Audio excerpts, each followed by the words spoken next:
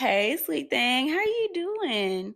Welcome back to the Baking Corner. If you are new here, my name is Mickey. Hopefully, it will not be your last time seeing my face, so go ahead and subscribe to the channel if you have not done so already. You may also recognize my face from my other channel, Mickey Rose. This is where I do the chaotic kitchen as well as vlogs and things like that. So tune in over there and subscribe as well. So, y'all, today in the Baking Corner, we're going to be stepping further into the pumpkin patch. Y'all remember last week we made our own pumpkin puree and made a pumpkin pie. This week we're going to go a step further and make a pumpkin cheesecake, all from scratch. I am super excited because I've never made a pumpkin cheesecake from scratch. Usually the crust is already pre-made and of course the pumpkin puree is already made and canned, but this is going to be something very new to me and hopefully to y'all as well. So grab your apron and let's get baking. So, y'all, once again, welcome back to Baking Corner with Mickey. Today, we are going to be doing a delectable one of everybody's favorites is a cheesecake and especially a pumpkin one. So here I am crushing my graham crackers. I use cinnamon graham crackers for this, even though I could definitely go to the store and get some already crushed graham cracker crumbs. I just felt like, of course, being extra. Then I'm going to put it in my bowl and then I'm going to add to it some ingredients, some sugar here, and then my spices. Today I did cinnamon and nutmeg. You can go without both of those if you really choose to, but I know it's going to add a little bit of that depth and that flavor that I'm looking for throughout my whole dish. So I'm going to add that, and then I'm also going to add melted butter until it forms a nice solid crust. When I am doing my crust like this in the bowl, I need it to stay in one place, and that's how I know that it is ready to bake. So I'm going to line my springform pans with some parchment paper, and I struggled to get this one on here. I don't know if it was just not trying to work with me or if I was just acting a little slow, but either way, I ended up getting it on there. And then I'm going to use my measuring cup so that I can get a semi-equal amount in every pan. And then I'm going to start forming the shape of my crust so that I can put it in the oven. It doesn't have to be perfect, but y'all know, once again, I'm a little extra in OCD, so I spent hella time working on this. In the meantime, in between time, let's go ahead and get started on our filling. So while those are baking, I'm gonna go ahead and start working on my cheesecake. This is going to be a lot of different components in this part, so I am going to pull out my stand mixer just to make it a lot easier on myself during this process. Since my cream cheese is already soft, I'm just going to mix it for a few minutes on my mixer just so that I can get it soft enough to work with my other ingredients. Cheesecake is another one of those recipes that I would recommend using as a starter to your baking journey. There are a lot of different components that go into it, like I said before, but it's not as exact and specific as it would be if you were making a pound cake.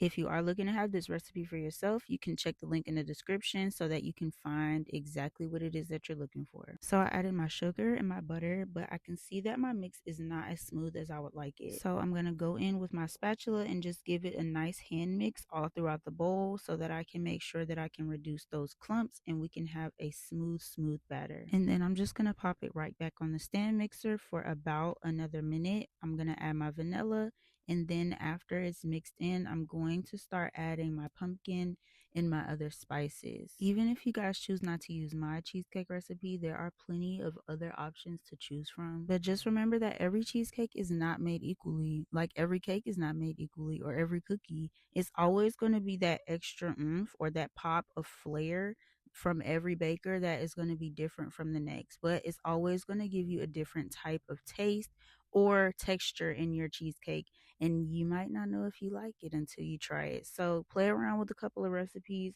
and see which one floats your boat. But of course, since it is crunch time and the holidays are literally like what, next week, you might as well go ahead and stop at the link in my bio and get this recipe while you can. So now that I have my pumpkin and my spices in my mixer, I'm gonna go ahead and combine everything for a few minutes on like a medium to high speed, and then after a little while I'm gonna add my eggs.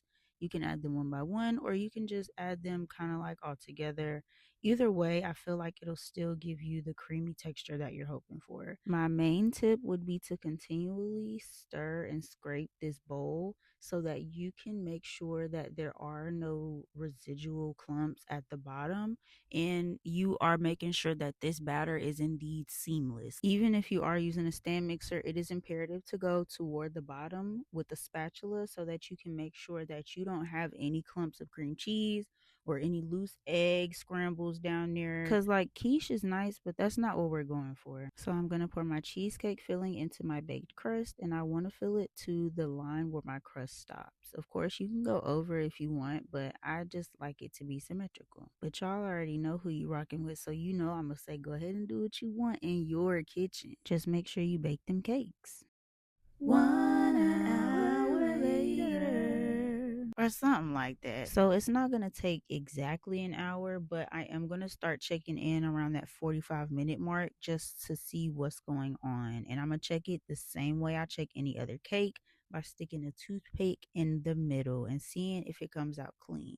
It is slightly different with a cheesecake because it's going to be slightly crummy, but it should not be moist or wet, if that makes sense. If you eat cheesecake, you should know the difference between an actual batter and what the cheesecake looks like when it's done. So after it cools for a little bit, I'm going to wrap them up and then put them in the fridge. I put parchment paper first because I don't want the condensation to drip on my cheesecake, because it messes up my whole flow. Like if you look, you can see there's a little like triangle right here because the condensation went underneath the parchment paper. But nonetheless, I tussle with my spring form for a little bit, and then I finally popped this cheesecake out of the pan. And y'all, when I tell y'all, I was so ecstatic, and I was like, high key proud of myself. I was gonna say low key, but I was high key proud because this is the first time I've ever done a cheesecake like this, and I did the damn thing. So shout out to me, and of course shout out to y'all because I already know y'all done got your recipe because y'all want to be in the winning corner. Yeah, yeah. So y'all, once again, y'all already know I am extra. So I say, you know what? I'm gonna hand whip some daggone whipped cream,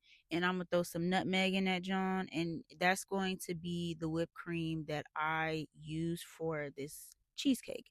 And once again, I've never done this. This was something I have never ever hand whipped no whipped cream. I've done it in a mixer, in a stand mixer, but babe, when I tell you my hands and my wrists were getting tired, this took approximately 20 minutes. Like no cap, no kizzy, just continuous whipping.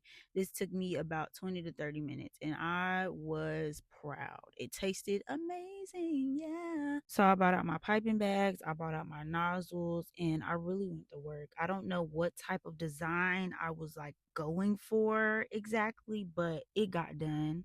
I know that I did want enough, and I also wanted some pieces to not have any because that's a lot of dairy, and I can't be doing all that dairy at once sometimes. So I just, freehanded it, did a little 1 2, and then of course, I got carried away with the cinnamon, but it's okay. It's okay. It tastes amazing, and it was simply delicious. I gave the other two away because, like, who's finna eat all that? But my neighbors came by literally the next day and was like, hey, I need another one for Thanksgiving. I said, you know what? I got you. Y'all already know this is going to be the hit of the dessert table this holiday season. So make sure you get your recipe and like this video just in case you need to come back to it. Until next time, y'all.